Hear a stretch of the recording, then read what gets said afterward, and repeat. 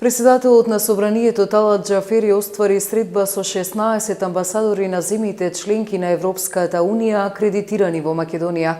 Според информациите од Собраниската прес-служба било разговарано за актуелната политичка ситуација во земјава, за функционирањето на парламентот и за процесот за формирање нова влада.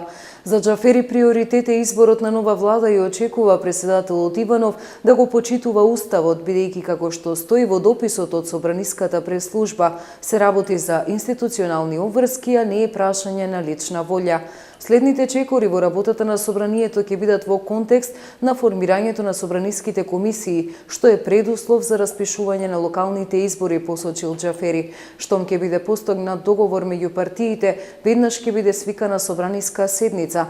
По средбата, холандскиот амбасадор Пломб кратко изјави дека идната недела очекува позитивен развој на настаните во кабинетот. Талат Џафери одржа и средба со представници на медиумите.